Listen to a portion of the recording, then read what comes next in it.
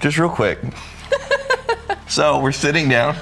I'm not saying proportionally you're weird. I'm not saying that. But we're sitting down, right? We're pretty much right there. Yeah. What's going on down here? Well, just put your feet on the ground like an adult. Fine. Just sure. I will. Yep. Okay. This is nice. So you didn't get to come with us to Scotland. No. And I thought that I should bring the experience to you, and I'll give you just a play-by-play so you can experience it. I'm not rubbing it in. That's what this is? And you can determine, just like everybody else watching, if you would like to go to Scotland yourself someday. This is like a preliminary viewing. It's like a little cheat sheet, a little highlight reel to see what the little whiskey adventure would look like. Yeah. Sure. Not rubbing it in. Just play it. Daniel booked a separate flight, so I met Fancy at the Austin airport. We had access to the Admiral's Club. I don't think they were supposed to let us in here. But it's happening. Admiral's Club? What's that? There's fancy rooms. In an airport? Yeah. Like the smoker's lounge? Well, no, there's no smoking, but it's better seats, like private bars. Whoa, what? Snacks. So we're admirals now? Yes, we're admirals. Can you feel the weight of responsibility? Man, hopefully. Just the authority. Hopefully underneath us. As they say in Scotland, come pie. Heading out, we run into a fellow MB. It's always fun to meet one of you guys out in the real world. We hop on a plane and settle in for our first flight to England. What is this? I'm not exactly sure who booked the travel arrangements, but we got business class seats. And walking onto that plane and realizing we were sitting in these little cubicle things. Oh, you got a TV? Foot space? I'm scared. I've never been entrusted with this cubicle before. I'm gonna be in the sky. There's Wi-Fi. There's internet in the sky. There's a button to turn your chair into a bed. It was nice. It was very nice, but it did feel like at any moment somebody could come and tap us on the shoulder and tell us there is a horrible mistake and we have to move. Is there a secret compartment with a PS like mobile in it? What is that? You get a complimentary PSP. It's connected to the screen. Dude, what? Did you have No. this relaxing pulse juice?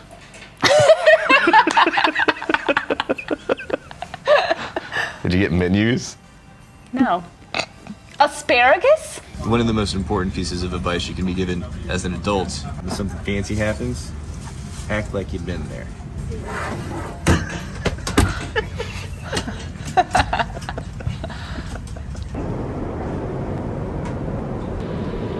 Have you flown over France? No. Yeah, you should do that. Where's Daniel? New York City. So this is when we realized that Daniel, he got a separate plane. He flew halfway there. Mechanical difficulties, they had turned around. And I'm saying if you're halfway there, just like go the rest of the way. Mm-hmm. Yeah. We're gonna go dick around London for a few hours and come back. So making sure the card works. We were in Heathrow, and I'm not gonna throw, here's the thing, I'm not gonna throw the person.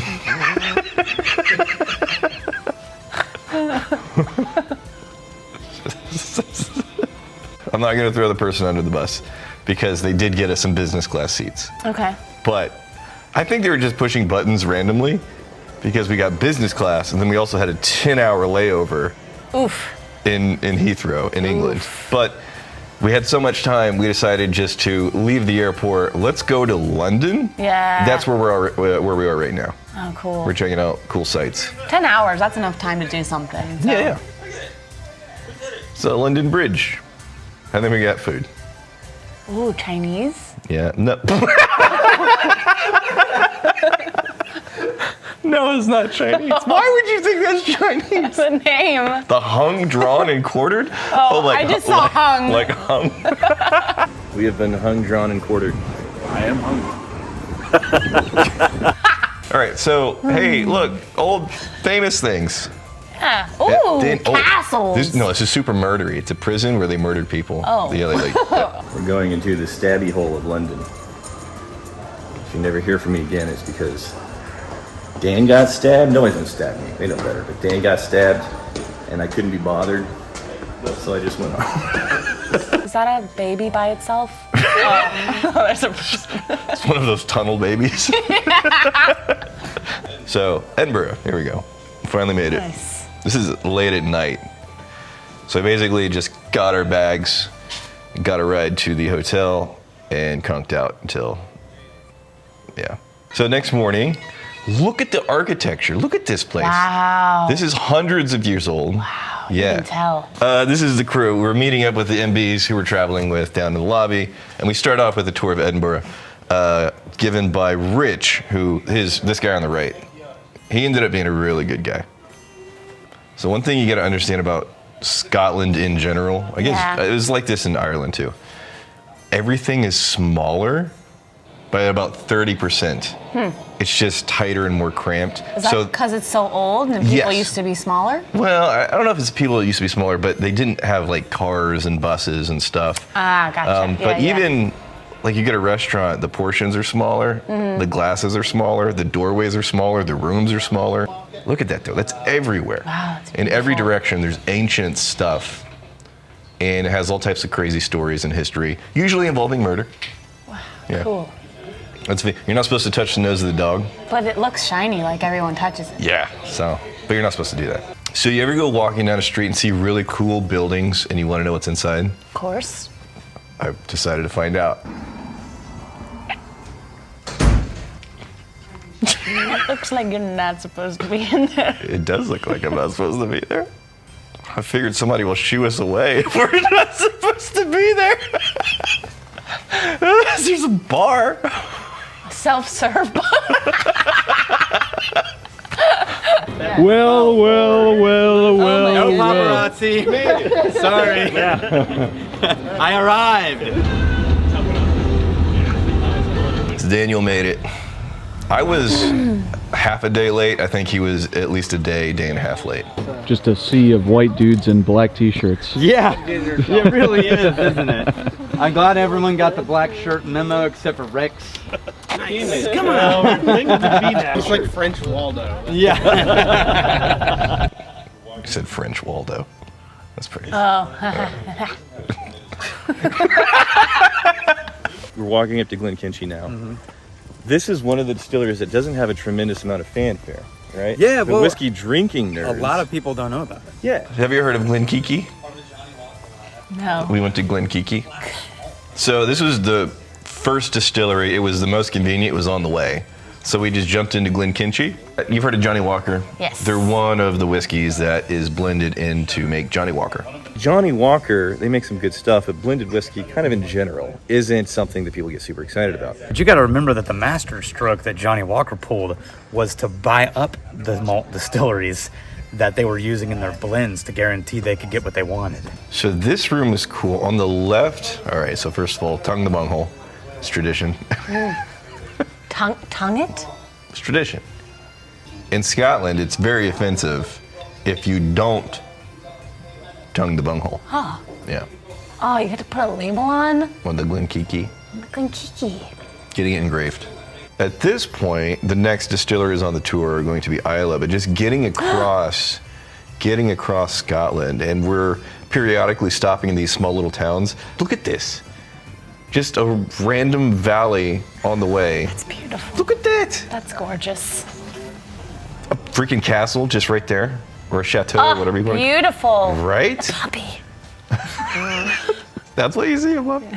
So this is the ferry on the way to Islay. You drive into it, and everybody climbs out and they hang out in the boat. Look at this. Wow. Right? It almost looks like kind of a cross between a cruise ship and a ferry. Wow. Of That's pretty cool. Yeah, it's very cool. And they take your cars with you? Yep. There's the people. Yes. That's the MBs. Beautiful. So we're on this thing for like a couple of hours. Oh, damn. Yeah, and it's not slow. I mean, you're moving. Anybody fall off? Well, It was the obligatory Titanic. There you go. You're on this boat for a minute. I don't think most people realize how remote Isla is, like the island of Isla, until you actually get on this ferry and move at a not slow speed for a considerable amount of time. And then eventually you get there. But look at this. It's pretty sick. Like there's not developed buildings and ports, and every once in a while you'll see, it's really cool, you'll look on the shoreline and there'll be a house and you can't see anything anywhere else. Like no infrastructure, like how are they getting water and utility and plumbing and all that stuff? It's just a house there. They're living off the land. Yeah. This is pulling onto the island and we're gonna go to Bamor. But this is Isla. This is the countryside. How green and luscious it is.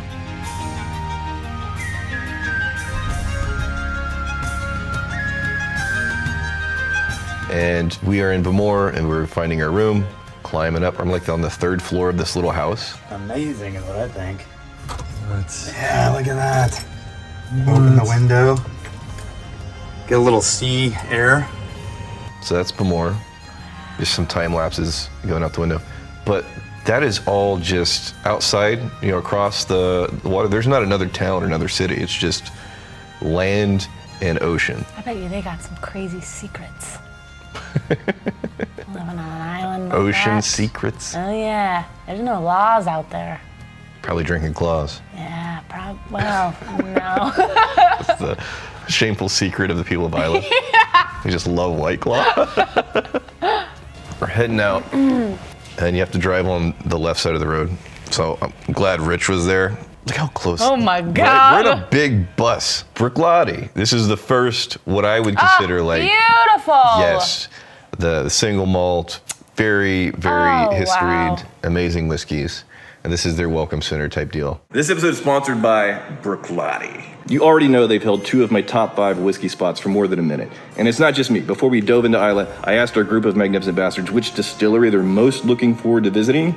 Unprompted, Brooklady was at the top of most of their lists. Their obsession with quality permeates every inch of their place. These days, words like quality, heritage, tradition, community, they're claimed by pretty much every upstart whiskey maker with a label maker and a dream. But Brooklady has lived it for generations. Quality before money. Ancient equipment made of chunky metal, worn wood, good ingredients meeting uncompromising techniques. The resulting whiskey is fantastic. We've been talking about their stuff for years. If you haven't at least tried a dram yet, do. The Classic Lottie is a great gateway. Wear a helmet before you ride the Octomore. The Port Charlotte is a love letter to Scotch. The Black Art is absolutely horrible. Don't buy it. Little public service announcement. You see this, you walk away. You don't need it, you don't want it. Nothing in here is just, please don't buy it. We've been out forever. We need more Black Art. As you're about to see, Fraser gave us a great tour of the distillery. The people we met are some of the most authentic whiskey makers in the game. Mary, Queen of Scotch, is a legend. Her tour gave our busload of MBs the experience of a lifetime. I'm not kidding. By the end, they were getting merch with her face on it and described her as the perfect balance of knowledge and passion, which are 2 big reasons why Brooklady is a great brand that's been making great whiskey. All right, so we're on day 3 or 4 something in Scotland. We made it to Isla. It's 3 or 4, Bex. Man, You okay? we're very travel weary, but we're also very glad to be here. Yes. We're gonna walk into Brooklady, meet some people, and hopefully get some special pours. Let me put it this way: if they didn't give me special pours, I'm gonna burn it all down. Hello, how we doing? Hey, what's your name? I'm Fraser. Fraser. Oh, cool name. Yeah. So everybody else went on their tour, and we didn't want to interrupt. We wanted them to be able to ask questions. Yeah. So Fraser gave us a tour so we could do stuff for camera for the episode. Yeah. Wow. That's just one building. It's like you could put 4 of our warehouses in there. They dump the whiskey down in this trough. Like that's how they empty it. Yum. Put the whiskeys on there, and then roll the bunghole over that, and it just pours out. They left us alone in a Brooklady warehouse. Yeah, I'll be right back. You too have a dungeon. So this is one of our racking warehouses that I mentioned earlier. This warehouse here can hold 12,000 casks when it's completely full. And what's amazing about it is, standing where we are right now, the temperature never changes. Whether it's the height of summer or the middle of winter. And at this point, we're just looking at the equipment, like the machinery that they've used many decades, sometimes generations. Wow. Yeah, it's antiques. It's museum-worthy stuff. So at this point, you guys have the reputation, you have the budget, you have the flexibility, the options to get any equipment, any technology that you want, but you choose to use stuff that's been here for like 100+ years. Arguably on paper, like newer stuff can do things more efficiently. Why continue to use the ancient stuff? I think for us it's about, keeping the integrity of the product, and we've got workers who are unbelievably skilled at what they do. And when we're using these traditional methods and we have the skill of the workers to go along with that, it doesn't really make sense to bring in big spaceship looking mash tuns that are, don't get me wrong, far more technologically advanced and would probably be more efficient and cost effective in the long run. But again, it's about the integrity of the product. Also, the risk for us of changing the equipment would change the number of waters we add, the temperature we add, and the quantities, all the volumes. So the risk there would be that there is a chance, maybe it's a small chance, but there is a risk that will have an impact on the flavour of the spirit, which is the last thing that we want to do. This is the washback tank. Yeah. Look at this. We get to drink it. What? He pulls it out. It's warm. This is peated. This is, I think, for Port Charlotte. They fish it out and we're gonna try it. You should have gone. I don't know why you didn't go. Holy crap, that's good. All right. Wow, yeah. I did not expect. What? Look at the bubbles, Pass dog. it to me. Look at the. Oh, yum. I did a time lapse on that. The still house. Yeah. There's 2 big stills in here, yeah? There's actually 3. That one's for their gin, for their the botanist. Oh, cool. Yeah. Oh, so, that's what the plants are. Yeah, the botanicals and stuff. Yeah. That one behind Daniel is the botanist. This is a stripping run still and a spirit still. So they use one just to strip out all the alcohol. You'll get about 25%, I think. Then they took it and they put it back in the still. This time it's another still. Okay. So they don't have everything tied up with one still. So the spirit save looks like a treasure chest. Yeah, it does. Look at steampunk treasure chest. Wait, how many stills are there? 4? Yeah. All right, I don't know what the fuck's going on. If you see those little meters and stuff on the top right? So I asked him, I was like, hey, these look like the kind of things that are old, but they don't really do anything. And he says, well, it doesn't look like these should work. It looks like it's kind of a prop, but Yeah, they do look like a prop, and I think sometimes they don't. they are a prop. Poured us some good stuff. So I'm gonna out Fraser a little bit. It was off camera, but it was very funny. He's lived on this island his whole life. Oh, wow. Yeah. And then I asked him, it's like, so there's a lot of, coastline. Do you guys have any beaches whatsoever? He says there's one, it's really far away. It's kind of small, but it's an actual beach. But he doesn't know how to swim. What? He's lived on the island his whole life and he can't swim, which I thought was very funny. But then if you get That's back terrifying. if you get back on the ferry and you look at the water, it's like, yeah, I don't want to swim in it. Wow. It just looks dark and sinister. Yeah. Okay, so here's the thing. This day on Isla, 5 distilleries, one day. Oh, dang. Yeah. So we were in a rush. Woo. Yep. So we went to Lefroy, but Lefroy, they didn't know we were coming, which, they're not obligated to let us do anything. Yeah. We go in, we're doing like the tasting, and she's a perfectly nice lady, very knowledgeable. But she's like, oh, we can't do any shooting. But check it out. This guy, in the Patreon? Yeah.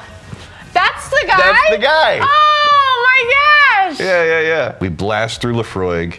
We get over to Ardbeg, and Ardbeg doesn't know anything's happening. So, like, the main guy, the distillery manager, Rich, knows him. like our tour guide. Yeah. Rich says, let me see if I can get him downstairs. So, really good guy. He comes downstairs, and basically I proceed to twist his arm in front of a lot of people. This guy right here, see in the shirt? Yeah. Yes, that's a dude. He's such a good guy. Right here. Oh, no, this is me twisting his arm. I was like, hey, give us a tour now. He's like, what? My wife and kids are waiting for me. Nah, give us a tour. It'll be great. Yeah, he's like, what? Look at him. He's like, checking his watch. He's like, I was not counting on this. What is going on? You're putting me on the spot. Now we're on a tour. Oh my God. So he gave us this really streamlined tour where we went straight to the good stuff at Ardbeg. It's freaking amazing. I wish we could have spent, hours there. There's some places where you can't bring cameras, which... Meanwhile, at Lagavulin... Thank you, Dan. So we ran over... These are pretty close, by the way, because Isla, it's not a microscopic island, but It's not everything's huge. within... If you can hit 5 distilleries in one day, you're going to be kind of close. Yeah, for So we sure. pop over to Lagavulin, and it was about the time where they're closing. It's like 5 in the afternoon, getting towards the evening. So Lagavulin was cool. Yet again, I wish we had more time there. Me, Dan, and a couple of MBs. Yeah. It's like, oh, there's a castle within walking distance. Let's go see if we can find the castle. We see this guy walking down the road. Yeah. And he recognizes me. It's like, oh, cool, you watch a show. And then he shares that he used to be a member of the Mormon faith. Okay. But he got into whiskey, and now he's kind of done with the whole thing. So I don't know how to take that. We laugh about it, and he laughs about it, but and I'm sure we're not the only reason. It's 100% Right. your fault. No, Look at him. no, like he's, damn it. Look at your face. You're like, I was like, why would you put that on me? Where's the one where I did the creeper shots of somebody else's kids playing on the beach? It's like it was just like beautiful ocean, and then looking at the footage, it's like, wow, there's a lot of kids there. I was that guy taking photos of kids. Wow. So we go back to Bemore, wake up the next morning, we get on a ferry, we leave Isla, and then we go back to the mainland. And it's not even like the main city, it's just old towns. Yeah. Just even when they're small, they have super ancient architecture and buildings and stuff that's Awesome. been there for generations. So check it out. This is a hill fort. It's just one of the stops along the way just to stretch our legs. Yeah. You know what a hill fort is? No. It's a fort on a hill. Okay. Okay, so you're climbing this hill fort. This is called Andung Regale Glen. But you can see literally 360 for miles and miles. This doesn't look nearly as high as it was. Like if you fell off the edge there, you're not coming back. Yeah, you're dead for sure. Super dead. So, you've heard of Oban the whiskey? Years. I've only heard of Oban through the distillery, through the whiskey. I had no idea the town was going to be freaking cool. It's this seaside town. It was kind of just a hub. Look at this. Look at the... Whiskey vault. Oh yeah, no, that's how you know Daniel's on vacation. He's wearing a not black shirt. At this point, we're just hanging out with people. We went to the whiskey vaults. Like, we're not trying to really shoot anything. We're just exploring the town, which was a freaking amazing town. Wow. What? And then, okay, so this is no longer Oban. We left. This is outside of Oban. Oh, wow. Wow. So this is a super old That's beautiful. church. You heard of Robert De Bruce? Yeah. Have you heard of Braveheart the movie? Yes. Okay, so Braveheart the movie. Robert De Bruce is one of the characters. Yeah. The Mel Gibson. Right, He yes. wants to team up with them and then put him in that position of power. Robert De Bruce is like insanely important in the history of Scotland, and apparently they have a little piece of a finger bone. Yeah, it's almost like an artifact. This guy was so important to the history of Scotland. Right there, they have a little container that has some little finger bone in there. What the hell? Yeah. Scotland has a reputation for a lot of tradition. There's so much history here that they don't really get enough credit for the innovations that they bring to the world. For example, they were dabbing well before the rest of us. Wow, they were though. Impressive. And just look how So pretty. you should have gone. I'm telling Yeah, you, you should have gone. I should've. You would have had a great time. I should have. So look at this thing. Interesting. Right? And then it's just in the middle of this picturesque, on the water, rolling hills. Okay, so this is, I think they say it's the most photographed castle in Scotland. It's beautiful. So we should mention, just want to turn the page a little bit. This was the last adventure that we got to have with Fancy Dan. Yeah. And you weren't there, you know, I know. Yeah. But I wanted you to be able to experience his final moments with us. So you can have closure. Okay. And we've known for a while that he's getting a new gig. I think it's an amazing opportunity, more power to you. You have different feelings Yeah. about it. Fuck you, Dan.